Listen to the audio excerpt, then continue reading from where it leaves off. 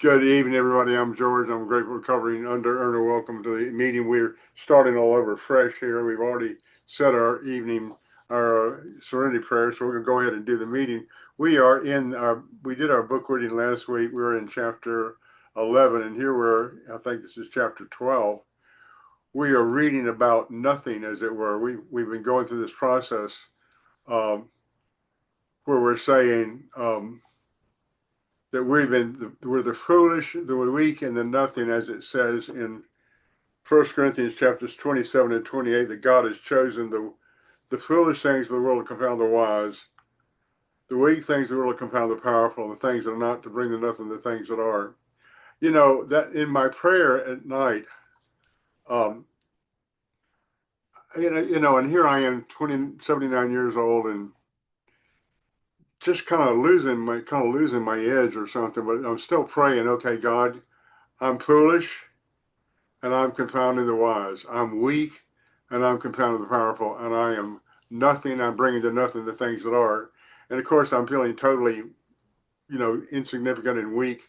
And who do I think I am? And what am I doing? I say I'm creating a civil world, but my sense is that God is going to use us just because we are foolish, weak, and nothing. I'm crucified with Christ. I no longer live. I'm dead. I'm buried. I'm resurrected. I'm seated in heavenly places. Um, I I'm powerless. I have no power over drug, sex, rock and roll, whatever. I'm not powerless over my sin nature. I'm powerless over my selfishness and self-centeredness and my self-pity. And I am nothing. And I'm bringing to nothing the things that are. Um, so anyway, here we are in the last section. We've gone over the foolish. We've gone through the issue of the self and the crucifixion of self. We've gone through this issue of power. Where is their power? This is a group that has no political power.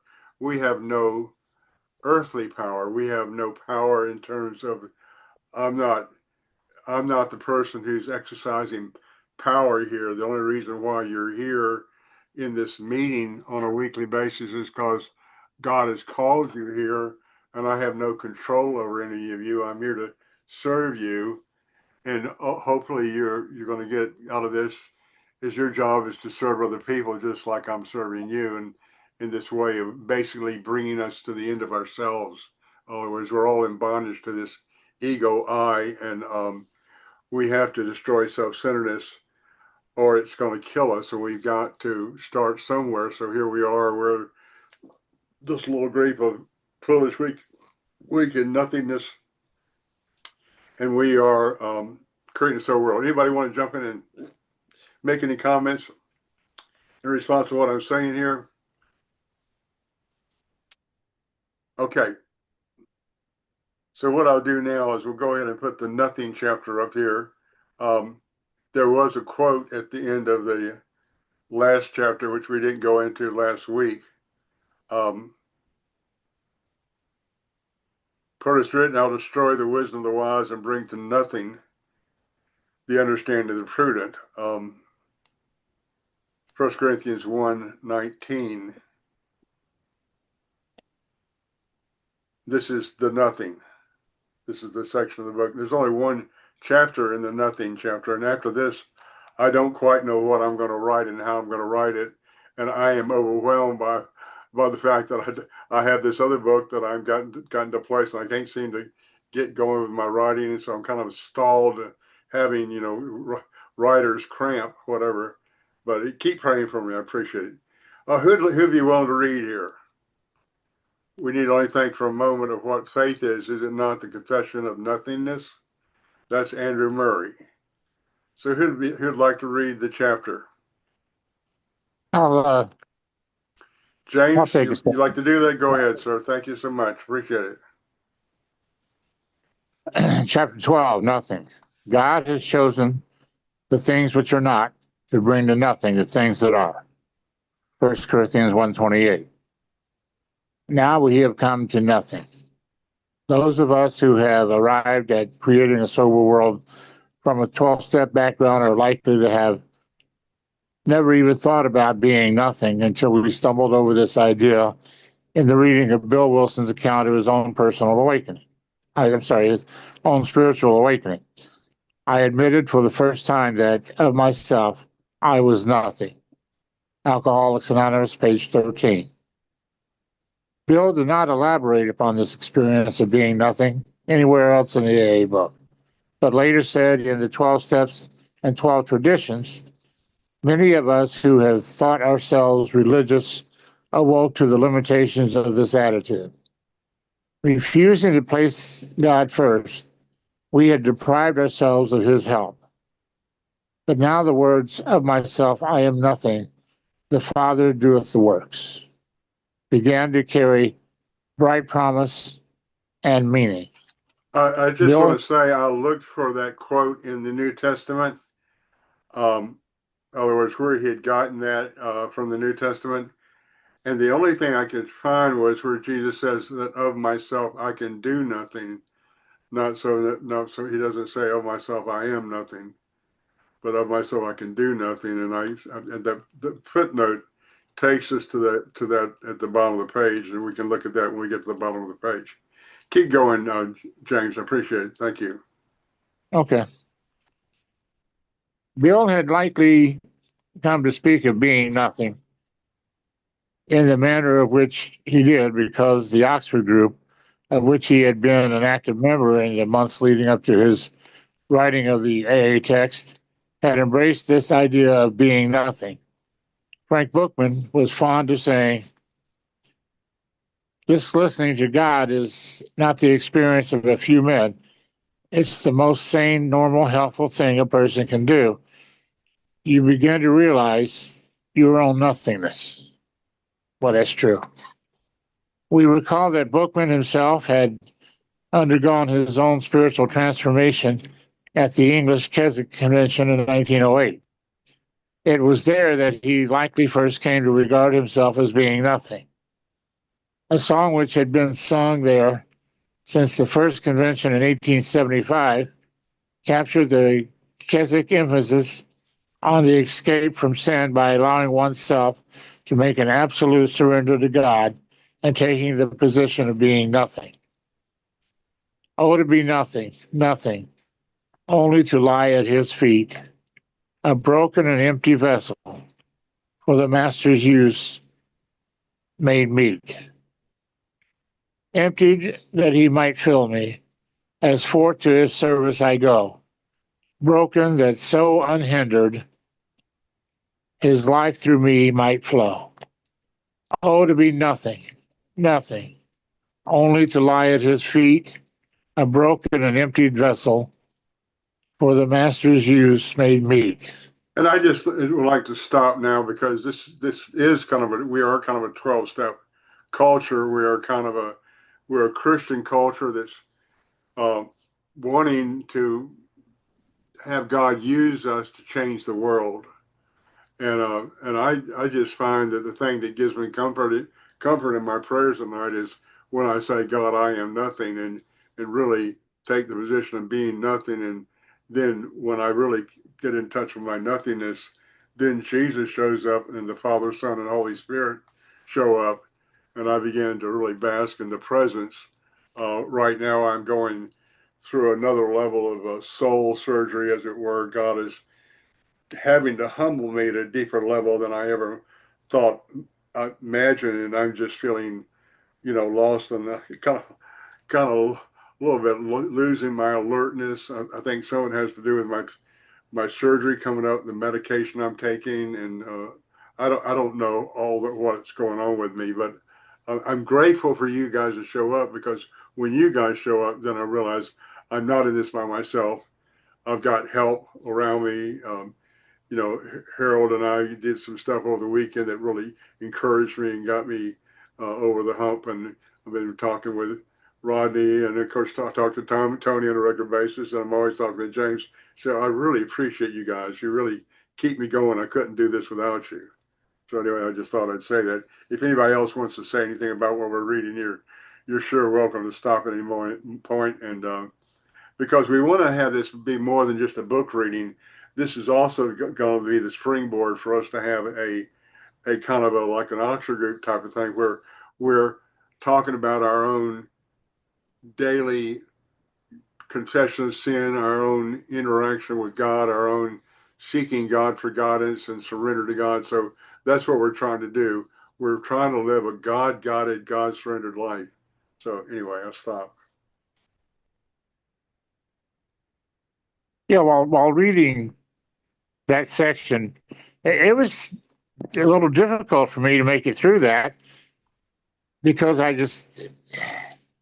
wanted to just stop and lay here and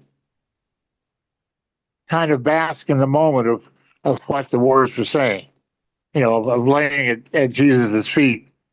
Of course, there's going to be so many of us, he'll never be able to move around, but that's okay. I'm sure he'll figure it out somewhere. After all, he is God. Well, it's our job to call. In other words, it's our job to, according to 1 Corinthians 1:28, is our job to be nothing and bring the world to the nothing that we have found. And when you read this chapter on nothing, you realize that the world is already coming to nothing, and our job is not so much to cause the world to come to nothing. It's kind of like the traffic cop that's just directing the traffic in the direction it's already going, that we understand that the world is coming to nothing, and we are the nothing it's coming to, basically. I mean, God is bringing this to nothing because he's getting ready to bring forth a new creation. Now, I say, well, I'm creating a civil world, but not so much that I'm creating a civil world, but God is bringing forth a new creation. But that's what I call it. I call it creating a civil world, but it's rather than get into the theology of it, that's basically what we're doing. We're allowing ourselves to be a new creation in Christ, as it were. James, we'll keep reading there. Or anybody wants to comment, you sure to jump in. Thank you.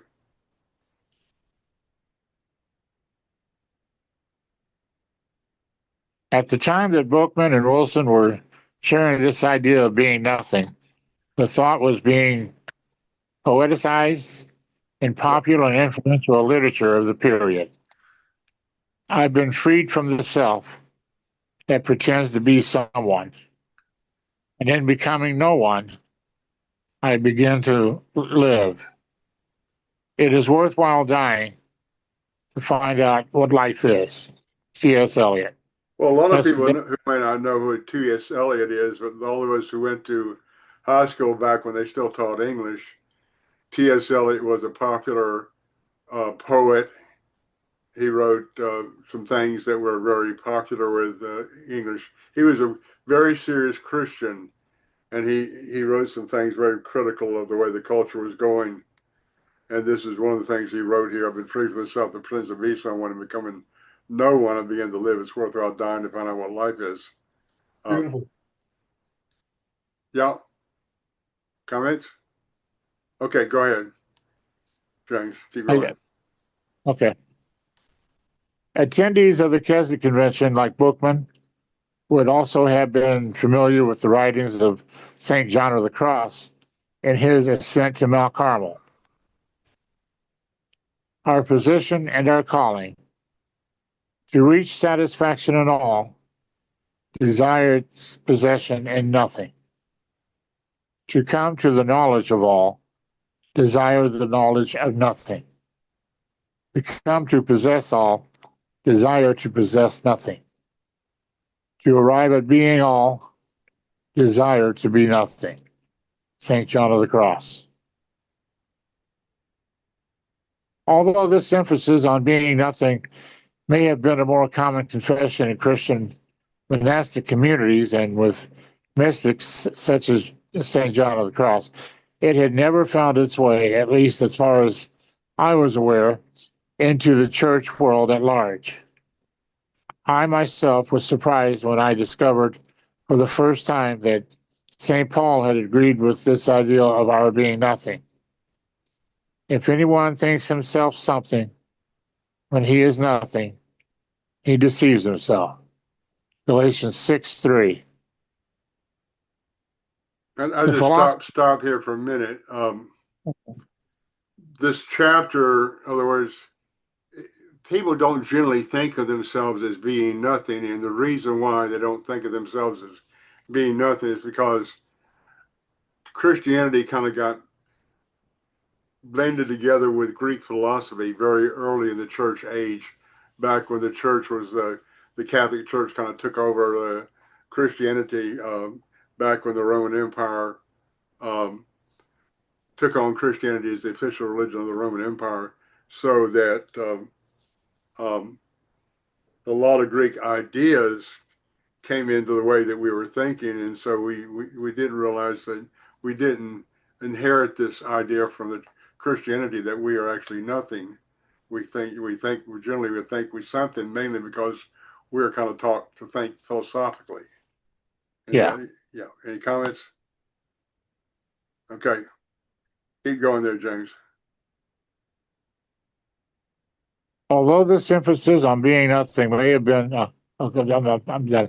The philosophy of nothing, the nothing moved from the religious into the philosophical with 17th century Lutheran Christian mystic Jacob Boehm, considered by some to be the first German philosopher. Am I saying that right, George? Boehm? I think it's as close as you can get. I think you did Yeah. real good, James, for that. Boehm said this about nothing. Whosoever finds love finds nothing, and all things that is also certain and true. But how finds he the no thing? Why I will tell thee how. Why I will tell thee how. He that findeth it findeth a supernatural, supersensual abyss, which hath no ground or vice to stand. To stand on. And when there is no place to dwell in, and he findeth also nothing is like unto it, and therefore it may fitly be compared to nothing, for it is deeper than anything, and as is nothing, and is as nothing with respect to all things, for as much as it is not comprehensible by any of them.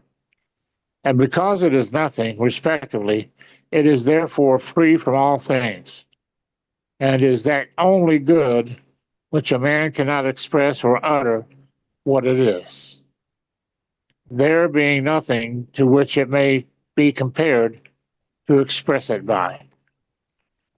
Well, Well, that's I think some of the people here, like I think Rodney, not Rodney, Harold is and I may be talking out of turn, Harold, but you tell me, correct me, but when you discover that you are nothing, it really frees you up. So very seemed to really free you up so well. And so that's the thing. Once we discover that we really are nothing, and we take the position that we're nothing, uh, we find ourselves really free spiritually in a way that we have not known it before. And that's what this guy Jacob Beam was basically saying. And he said it in so many words. But any other comments? yeah. I can't remember who it was, but recently I heard someone probably on the Chicago radio, church radio, when the guy said, "You'll come to that point where you stop defending yourself because there's nothing to defend." And I said, "You know what? That makes so much sense. That's right. You'll, you'll, Nothing to defend, nothing to prove, nothing to explain, yeah, nothing to yeah. justify. Yeah, You'll stop, having uh, tussles with your neighbor or with your coworkers or people in community because you stop defending yourself because there's nothing to defend." yeah. That's good, James. Thanks. Okay, Yeah. we're going to go on and go further here, and then we'll take time 3 minute shares. Keep going there, James. Although Bill Wilson and Frank Bookman would almost surely have been completely unaware of it, the question of what it means to be was becoming a topic of philosophical discussion at the same time. At the same time that the original Oxford group was in its heyday, And the founders of AA were working the way to respective bottoms. The leading philosopher of the 20th century, Martin Heidegger, wrote his monumental work, Being and Time, in 1927. Shortly thereafter, he began his lectures at Freiburg University with a talk entitled, What is Metaphysics? He started off that lecture by saying that any discussion of metaphysics or the meaning of being must begin with a question about non being, nothing. Heidegger then quickly confirms a conclusion made by his 20th century philosophical predecessor, George W.F. Hegel, regarding oneness of being and non being. The nothing does not. Are we missing part of that, George? No, no, that's good. Okay. The nothing does not remain the indeterminate opposite of beings, but reveals itself as belonging to the being of beings. Pure being and pure nothing are therefore the same. This opposition by Hegel is correct. I'll say that again more simply for clarity. Pure being and pure nothing are therefore the same. This statement sums up what I am suggesting as a sober way to think about our being. If we wish to be pure being, we must first embrace pure non being. In other words, scroll it up, George. If Okay, if hang we on. wish Keep going. if we wish to fully be all that we are meant to be, we must first embrace our perfect non being. This will surely seem like a strange idea, but you will see the validity of this truth when we go back in time to the first philosophers and take a look at where our understanding of being and nothing originated. But before we go there, we will benefit from taking a look at how science deals with nothing or the nothing. And I'm going to stop there. What I did was I boiled this book down into one chapter. This is book, and that's what I tried to do in the video today. Try to boil the video down into this whole thing down to 15-minute excerpt. But here I have a hundred and some odd pages here of a book that I wrote all about nothing. And basically, in this chapter, I'm going to cover 314 pages of talk about nothing. And I'm doing all this in one chapter. And this is like a college course in philosophy, basically. And you guys are getting you're getting it boiled down. And most people do not know what I've written in here. Uh, and they ought to know it, but because Western culture has been kind of seduced into believing all this philosophical and scientific nonsense, uh, they don't understand what I teach here, what I'm saying here in this chapter. And God has shown it to me, and I want to make sure you guys understand it, because the more that you understand this, the more that you can argue with people who come at you from a philosophical scientific point of view. Okay, and you don't have to know everything there is about these things. All you have to know is the central pivot of the conversation. And I'll point this out to you as we go along, okay? Because you will be equipped to really answer. You can witness to anybody. You can witness to scientists. You can witness to philosophers, and they might not agree with you, but they might tell you that you're crazy, and they might go rushing off and say, "I'm never going to talk to you again." But guess what? You'll have you'll have swung the sword of the spirit in such a way that it will cut them, and they cannot escape the cutting that you will do with this. What I'll show you here, okay?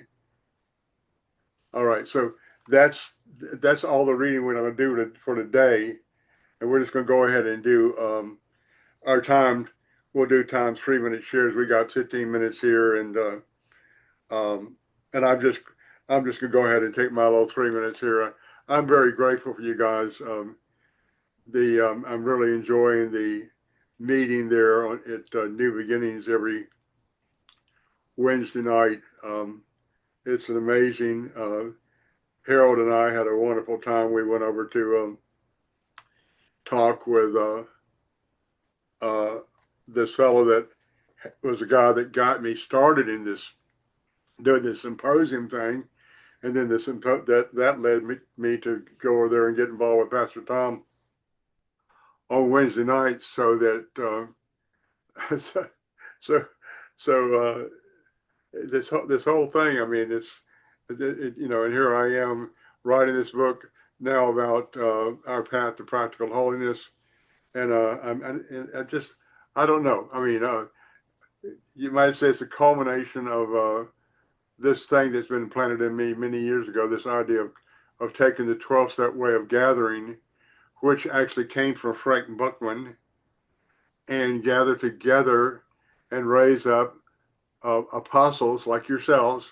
You guys are potential apostles. I think you all have it in you to be apostles of God, but you've all got different issues that have to be dealt with. Otherwise, you have to take the grave clothes off before God can use you the same way He's using me. I mean, I started this thing many years ago, and God just took bit by bit by bit, stripped me of all the things I thought I knew about everything, and here I am now. And,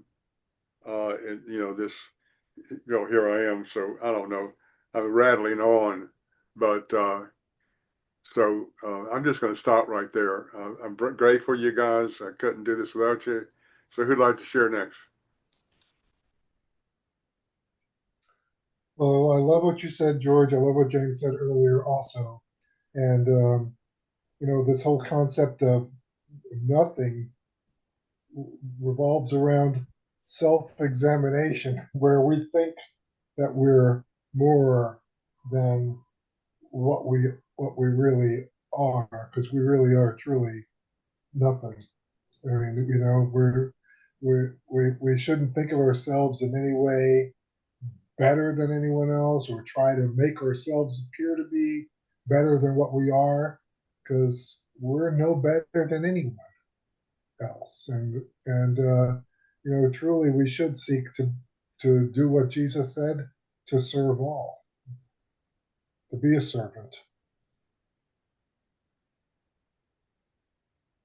Got it? Yeah, that's it. Thanks, Tony. I'm thinking about doing a message over there at New Beginnings called "I is the problem." I is the problem.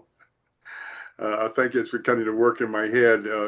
I've got so many plates spinning. I got these books I'm trying to write and all this stuff. I got a symposium coming up. I got the medical situation I've got to deal with, and here I am thinking about delivering a message over there. But I've got to do what God tells me to do. But the problem is that we've been taught to believe that I'm a self, that I'm an I, but I'm not the I. I'm the body. I'm the we. We are the body of Christ. We're individual members one of another. I'm in you, and you're in me, and we're all individually one body. And I'm not myself. I am nothing. I am just God's bond servant. I'm here to do God's will and get George out of the way. Anyway, who'd like to share next? Well, I will. Go ahead, I'm so Harold. thank.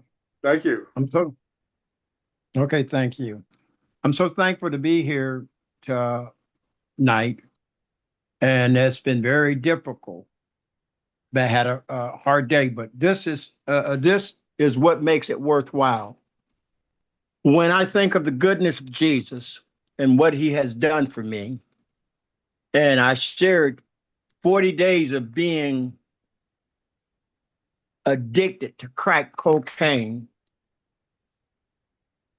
67 years of living a life that I thought that was right, and come to find out that every decision and everything that I've done brought me to a state of nothingness, what you guys call nothingness.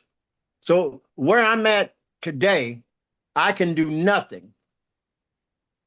I truly realize that I can do nothing without Jesus. Without Jesus, I am nothing. And I say that in all sincerity because that book that you gave me, and I'm cutting it short, so where I read about Bill, and I can here's what I can relate to Bill. This is the only thing that I can relate to Bill in is when he had a personal experience with the creator of the universe. And as I was reading that part, something clicked because I had that same encounter. And I'm not saying this out of pride or out of anything else. Once you have a personal encounter with God, I'm not saying that that's going to save you or anything, but that will help enhance the nothingness that's in you and the somethingness that's in him. And I'm going to leave it at that.